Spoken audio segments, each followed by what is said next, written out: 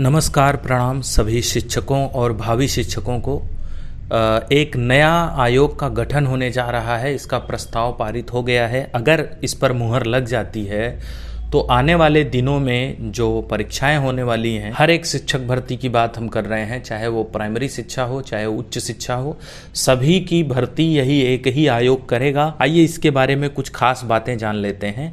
जैसे कि जो नया आयोग है इसका नाम उत्तर प्रदेश शिक्षा सेवा चयन आयोग यानी यूपी एजुकेशन सर्विसेज कमीशन होगा, या इसे उत्तर प्रदेश राज्य शिक्षा सेवा आयोग UP state education services commission भी कहा जा सकता है। इस आयोग के द्वारा चयनित की जाने वाली जो सेवाएं होंगी उन्हें प्रांतीय शिक्षा सेवाएं कहा जाएगा और इनकी सेवाएं 3 श्रेणियों में विभाजित होंगी। इनको क वर्गीय सेवाएं, ख वर्गीय सेवाएं और ग वर्गीय सेवाएं कहा जाएगा। जो क वर्गीय सेवाएं हैं उसमें डिग्री कॉलेज के प्रिंसिपल और असिस्टेंट प्रोफेसर की भर्ती की जाएगी।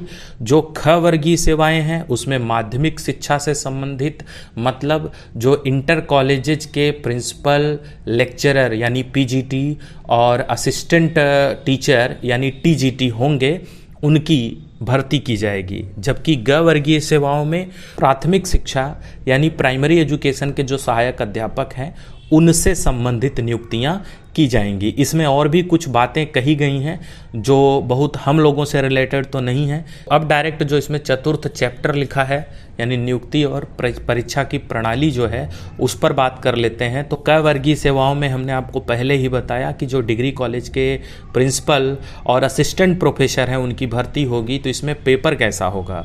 तो इसमें एक ऑब्जेक्टिव टाइप का एमसीक्यू बेस्ड पेपर होगा जो 100 नंबर का होगा, जिसमें 70 नंबर का 70 अंक का आपका विषय होगा और 30 नंबर का जीके जीएस का पेपर पूछा जाएगा। इसके अलावा 30 ही नंबर का साक्षात्कार यानी इंटरव्यू भी होगा। इसके अलावा जो ख वर्गीय सेवाएं हैं उसमें टीजीटी, पीजीटी, एलटी, जीआईसी सभी की बात करी जा रही है। इसमें भी उसी तरीके से आपके संबंधित विषय और जीके जीएस से मिला करके एक ऑब्जेक्टिव टाइप का पेपर पूछा जाएगा।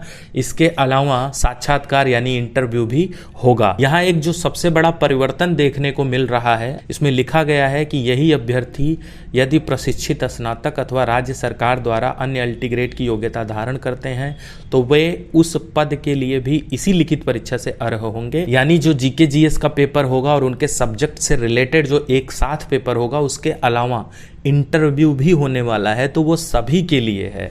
जबकि अभी तक हम लोग जानते थे कि टीजीटी में इंटरव्यू हटाया गया था। तो मतलब जो आपका पेपर है प्लस इंटरव्यू है उन सभी को मिला करके एक मेरिट तैयार करी जाएगी और उसके आधार पर आपकी भर्ती की जाएगी। लास्ट में ग वर्गीय सेवाएं देख लेते हैं, जिसमें प्राइमरी एजुकेशन जो है प्राथमिक शिक्षा के जो सहायक अध्यापक हैं उनकी भर्ती होगी, लेकिन इसमें साक्षात्कार यानी इंटरव्यू नहीं होगा। यहाँ पर पेपर के पैटर्न में थोड़ा सा अंतर है। यहाँ भाषा ज्ञान, शिक्षक अभिरुचि, सामान्य अध्ययन, इन सभी को मिला करके एक पेपर बनाया जाएगा। इंटरव्यू तो होना नहीं है, इसलिए पहले सिर्फ इतना होता था कि टेट या सीटेट पास करना होता था अपने आरक्षण की सुविधा के अनुसार, जनरल, ओबीसी, एससी, एसटी के हिसाब से। लेकिन अब ऐसा है कि टेट या सीटेट में आपने कितना अंक प्राप्त किया है, यानी जितना ज़्यादा लाएंगे उतना फायदा है आपका, तो उसका 1/4 भाग भी जोड़ा जाएगा। इसके अलावा अभ्यर्थी के मेरिट का भी अंक यानी जो आपका एकेडमिक है, high school, intermediate, BA, BSc जो भी आपने किया हुआ है वो सब एक साथ जोड़ करके तब एक मेरिट बनाई जाएगी, जिसके बाद आपकी प्राइमरी में भर्ती होगी। तो ये कुछ आमूल चूल परिवर्तन थे। हमें आशा है आपको समझ में आ गया होगा।